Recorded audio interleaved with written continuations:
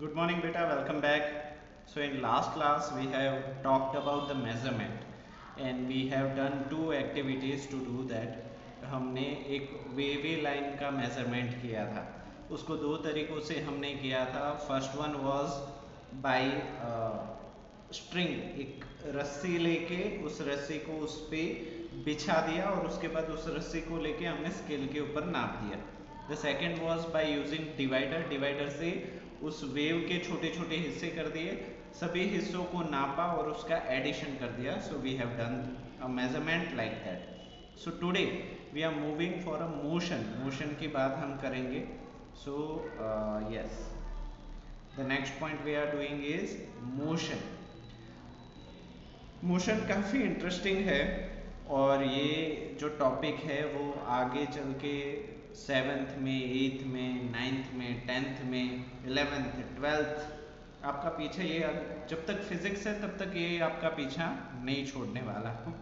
तो इसको अच्छे से समझना. Okay. So motion. Suppose you are travelling in a car. फर्ज कीजिए, सोचिए कि आप एक गाड़ी में जा रहे हैं. What do you see when you look out of the window? जब आप खिड़की के बाहर देखते हो तब आपको क्या दिखाई पड़ता है? You will feel that you are in the same place, but the trees, building, people and even the roads are moving in the opposite direction. आपको ये महसूस होगा कि आप खुद एक ही जगह पे हो, जबकि पेड़ है, बिल्डिंग है, लोग हैं और यहाँ तक कि रोड भी आपके पीछे जा रही है. वो सारी चीजें मूव कर रही है जबकि आप एक ही जगह पे हो, ऐसा फील होता है हमें.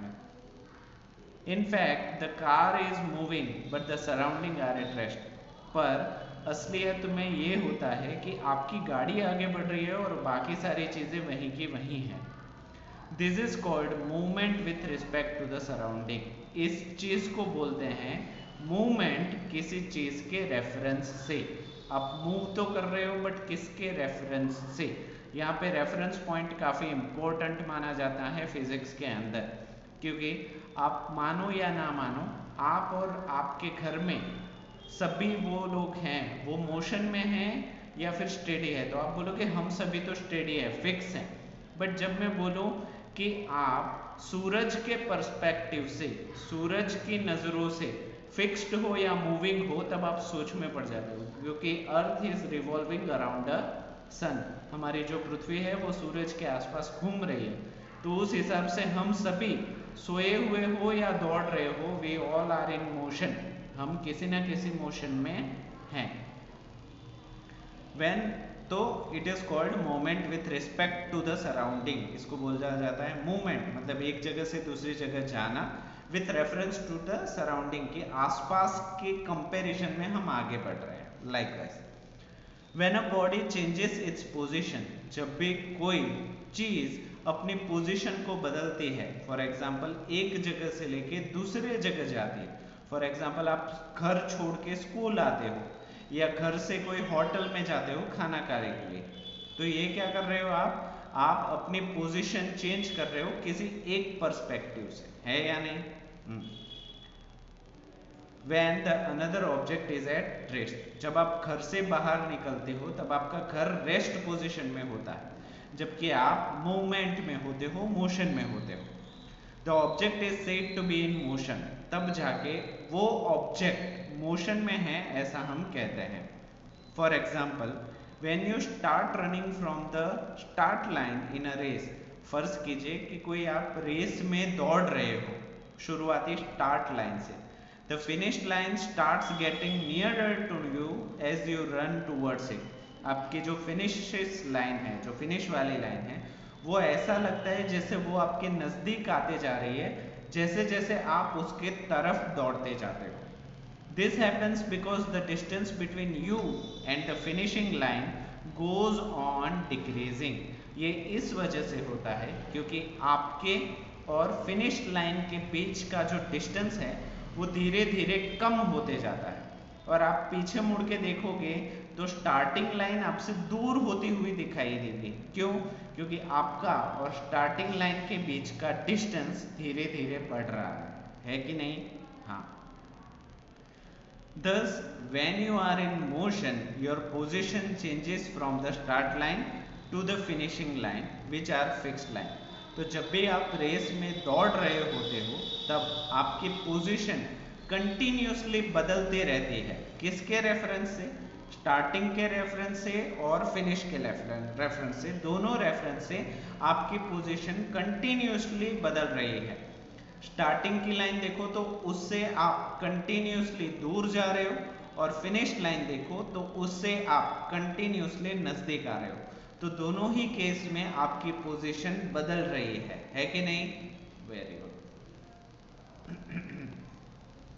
ठीक है, मोशन का एक छोटा सा डेफिनेशन एक देख लेते हैं। Motion change in position of object with time. Motion को अगर सीधी सादी भाषा में छोटे कम वर्ड में बोला जाए तो इसको हम क्या बोलेंगे? चेंज इन पोजीशन, आपकी जो स्थिति है उसमें बदलाव विथ रेफरेंस टू टाइम, वक्त के साथ। समझ में आया? तो इसी को हम मोशन बोलेंगे। Change in position of object with time, यहाँ पे ऑब्जेक्ट कुछ भी हो सकता है, चींटी से लेके एरोप्लेन तक, हाथी से लेके बैल तक, हर चीज को ऑब्जेक्ट बोला जाता है क्योंकि वो वक्त के साथ एक जगह से दूसरी जगह जाती है कि नहीं? ठीक है, तो इसको हम बोलेंगे मोशन। आगे बढ़ते हैं। Types of motion. चलो, मोशन की तो हमने बात कर दी कि जब भी हम विथ रेफरेंस टू टाइम एक जगह से दूसरी जगह जाते हैं तो उसको हम मोशन बोलते हैं। ऐसे कितने टाइप के मोशन फिजिक्स में पॉसिबल है? So if you look around, अगर आप अपने आसपास देखो, you will see that many objects around you are in motion. आप ध्यान से देखोगे तो बहुत सारी चीजें आपको ऐसी दिखेगी जो मोशन में है, जो गति में है, जो एक जगह से दूसरी जगह जा रही है। For example the wheels of a bus.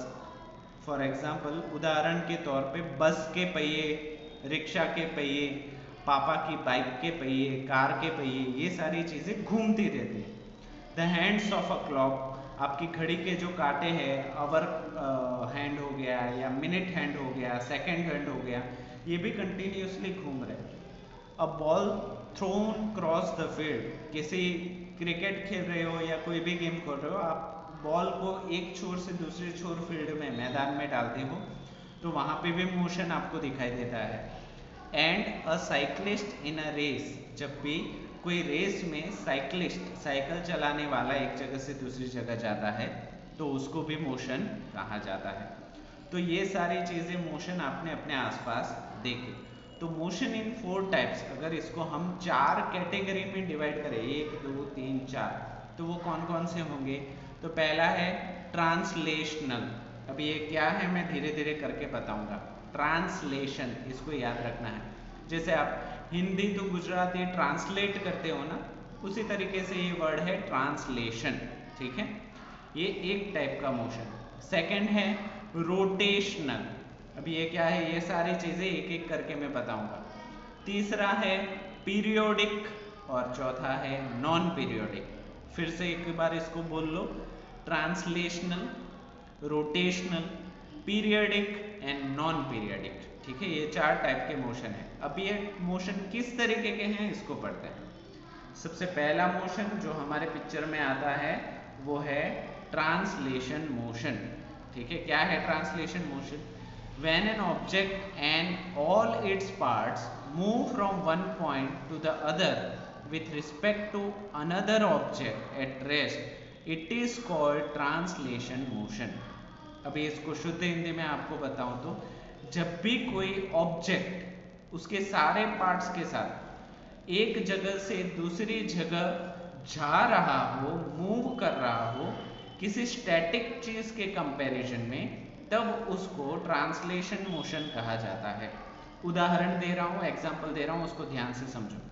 For example, आप अपने दोस्त को कहीं एक कुर्सी पे बिठा दो और उसको बोलो तुम्हें इस कुर्सी से उठना नहीं है चाहे कुछ भी हो जाए। तो आपने क्या किया? आपने अपने रेफरेंस पॉइंट को फिक्स किया, जो आपको देखने वाला है उसको आपने एक जगह पे बिठा दिया, that is a fixed point. अभी आप क्या कर रहे हो? उसके आसपास साइकिल चला के आ रहे हो, कहीं दूर से आपने साइकिल चलाई और धीरे धीरे धीरे साइकिल चलाते हुए उसके पास आए। जब इस प्रकार का कोई मोशन आपको दिखाई दे तो इसको हम ट्रांसलेशन मोशन बोलेंगे। क्या बोलेंगे? Translation motion. जहां पे ऑब्जर्वेशन पॉइंट फिक्स है और मोशन वाली चीज एक जगह से दूसरी जगह आ रही है, तो ऐसे मोशन को ट्रांसलेशन मोशन कहेंगे। फिर से, when an object and its all parts, देखो साइकिल ऐसे तो है नहीं सिर्फ पहिया आ रहा है या फिर सिर्फ सीट आ रही है, सिर्फ ब्रेक्स आ रहे हैं, ऐसा तो नहीं है ना, पूरी की पूरी साइकिल भी आ रही है और उसके साथ आप भी आ रहे हो। तो when an object and its all parts, सभी उसके हिस्से मूव आगे बढ़ते हैं फ्रॉम वन पॉइंट, एक पॉइंट से लेके दूसरे पॉइंट तक, with respect to another object. अब यहाँ पे रेफरेंस जरूरी है, जो आपका दोस्त बैठा है ना, उसके कंपैरिजन में, उसके देखने से आप एक जगह से दूसरी जगह आ रहे हो, तो उस टाइप के मोशन को हम बोलेंगे ट्रांसलेशन मोशन। अभी एग्जांपल लेते हैं। दूसरे example, a fruit falling from a tree. जब भी पेड़ से कोई फल गिरता है तो पेड़ जो है वो स्टेशनरी है, वो हिल नहीं रहा, तो ऐसे मोशन को ट्रांसलेशन मोशन बोला जाता है। जबकि सेब जो है वो उसके नजदीक से लेके जमीन तक जा रहा है, तो विथ रिस्पेक्ट टू ट्री, अगर पेड़ के नजरिए से देखो तो सेब उसके नजदीक से दूर गया, तो ऐसे मोशन को ट्रांसलेशन मोशन कहा जाता है। फिश स्विमिंग इन वाटर, जब भी कोई मछली पानी में तैर रही है और उस मछली को आप देख रहे हो, तो आपके देखने से वो मछली ट्रांसलेशन मोशन में है, ऐसा बोला जाएगा। A ball bowled while playing cricket are some examples. मान लो कि कोई बैटिंग कर रहा है और आप उसके तरफ बॉल डाल रहे हो, तो अंपायर, जो एम्पायर है, उसके देखने से वो बॉल बॉलर से होके बैट्समैन के तरफ जा रही है, तो ये भी ट्रांसलेशन मोशन है। Depending on the path followed by the moving body, translation motion can be further classified as, अगर उसका रास्ता कैसा है, सीधा रास्ता है, गोल रास्ता है, कैसा रास्ता है, उस रास्ते को अगर हम ध्यान में लें तो ट्रांसलेशन मोशन के भी दूसरे दो हिस्से बन जाते हैं। वो कौन से हैं? रेक्टिलिनियर, मतलब एक ही रेखा में आगे बढ़ना, और कर्विलिनियर, मतलब वो मुड़ रहा हो, मान लो कि गोल घूम के आ रहा हो, तो उसको बोलेंगे कर्विलिनियर। जैसे उत्तरायण के टाइम आपने रस्सी के साथ पत्थर बांध दिया और उसको आप गोल गोल घुमा रहे हो, तो उसको कर्विलिनियर मोशन बोला जाएगा। क्या बोलेंगे? Curvilinear translational motion. ठीक है। और अगर आप किसी पत्थर को सीधा ही डाल देते हो एक ही लाइन में, तो उसको हम क्या बोलेंगे? रेक्टिलिनियर ट्रांसलेशनल मोशन, है कि नहीं? अभी आप मुझे बताओ कि आप क्रिकेट के बॉल को ऊपर से डालते हो और वो ऊपर जाके नीचे आ रहा है, तो यहाँ पे बॉल जिस लाइन में जा रहा है वो स्ट्रेट लाइन है? नहीं ना, वो क्या है? कर्व्ड लाइन है, वो ऐसे जा रही है, ऐसे बॉल ऊपर गया और ऐसे नीचे आया, तो आप देखोगे कर्व बना रहा है। तो जब भी कर्व बने तो उसको क्या बोलेंगे? Curvilinear translation motion. ठीक है। तो बहुत सारे एग्जांपल्स है, आपको पता चलेगा कि अगर सीधी लाइन में जा रहा है तो रेक्टिलिनियर, और ऐसे गोल घूम रहा है, आधा भी गोल घूम रहा है, या उसकी डायरेक्शन, दिशाएं बदल रही है, तो उसको कर्विलिनियर मोशन बोलेंगे। ठीक है। तो रेक्टिलिनियर मोशन को अच्छे से देखते हैं। The motion of an object along a straight path is called rectilinear motion. जब भी कभी मोशन हो वो सीधी रेखा में हो, एक ही लाइन में हो, तब उसको रेक्टिलिनियर मोशन बोला जाएगा। A car moving along a straight road, highway पे जब आप गाड़ी चलाते हो, तब जब तक हाईवे सीधा है तब तक जो गाड़ी चलती है उसको हम रेक्टिलिनियर मोशन में डाल सकते हैं। The movement of your fingers while drawing a straight line and marching parades are example of rectilinear motion.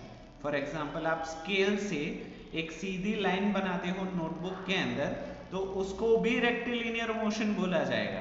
और मान लो 15 अगस्त के टाइम या 26 जनवरी के टाइम जब परेड होती है ना, जब लोग left right left left right left, तो उस मोशन को भी हम रेक्टिलिनियर मोशन बोलेंगे। क्यों? क्योंकि वो सीधी लाइन में हो रही है, स्ट्रेट लाइन में हो रही है। अभी curvilinear motion, curvilinear motion, the motion of an object along a curved path is called curvilinear motion. जब भी मोशन हो बट उसका रास्ता जो है वो कर्व्ड हो, ऐसे मुड़ रहा हो कंटिन्यूसली, तो उसको हम बोलेंगे curvilinear motion. A ball thrown in air, जब भी आप बॉल को हवा में डालते हो, द मोमेंट ऑफ डार्ट, तो उसको भी कर्व्ड होते हैं, वो ऊपर गया नीचे आया। द मोमेंट ऑफ डार्ट, आप डार्ट डालते हो ना, तो वो भी पहले ऊपर जाता है, बाद में नीचे जाके वो टारगेट को लगता है, तो that is also curvilinear motion. हाँ, and a stone thrown using a sling shot. अभी आपने कभी नदी में वो पत्थर डालते हो ना, तो आपने देखा होगा कि जब आप पत्थर डालते हो ना तो वो उछलता है पानी के ऊपर टच होके, तो वहां पे भी आप देखो कर्व बन रहा है, ऊपर नीचे ऊपर नीचे ऊपर नीचे हो रहा है, तो उसको भी हम क्या बोलेंगे, कर्वीलिनियर मोशन। तो इसके अलावा भी बहुत सारे एग्जाम्पल्स है आपके आसपास, अगर आपको पता हो ना तो व्हाट्सएप पे मुझे मैसेज करना कि सर ये भी एग्जाम्पल होगा कर्वीलिनियर का, ये रेक्टिलिनियर का होगा, वो मुझे बताना, ठीक है। चलो रोटेशनल मोशन भी साथ में देख ही लेते हैं। तो यहाँ पे देखो सड़क पे जो ट्रक चल रहा है ना, तो उसका रोड देखो वो मुड़ रहा है, तो ऐसे मोशन को हम बोलेंगे कर्वीलिनियर। चलो रोटेशनल मोशन भी देख लेते हैं। अभी रोटेशनल मोशन ना आपने हर जगह देखा है, पंखा से छत के ऊपर जो पंखा लगा है वो घूम रहा है, वो रोटेशनल मोशन है कि नहीं। आपका स्मॉल पंखा होगा वो भी रोटेशनल है, गाड़ी के पहिए होंगे वो भी रोटेशनल है, साइकिल के पहिए हैं वो भी रोटेशनल है। जब चक्की हम पीसते हैं, जब जेल में जेल वाले जो कैदी होते हैं वो चक्की पीसते हैं, वो भी रोटेशनल मोशन है। आप रस्सी के साथ पत्थर बांध के घुमाते हो तो वो भी रोटेशनल मोशन है। कितने ज्यादा रोटेशनल मोशन है देखो। When an object rotates about an axis, जब भी कोई चीज किसी एक लाइन के आसपास गोल गोल घूमती है, तब ऐसे मोशन को हम बोलते हैं rotational motion. When an object rotates about an axis, किसी लाइन से हो आसपास गोल घूम रही हो, in given interval of time, किसी वक्त के चलते, it is motion is called rotational motion. तो ऐसी जो गति होती है उसको रोटेशनल चक्रीय गति हम बोलते हैं, rotational motion. The rotating blades of a ceiling fan, आपके छत पे जो पंखा लगा हुआ है वो भी रोटेशनल मोशन का एग्जाम्पल है। Other examples R motion of the blades of a wind mill, जब पवन चक्की होती है उसके जो पंख होते हैं वो भी रोटेशनल मोशन है। अ स्पिनिंग व्हील, जब कोई पहिया चलता है तो भी वो रोटेशनल है। And a giant Ferris wheel, हाँ जब आप मेले में जाते हो तब मैरी गो राउंड जो होता है ना, उसको जाइंट फेरिस व्हील भी बोलते हैं, वो भी रोटेशनल मोशन है, ठीक है।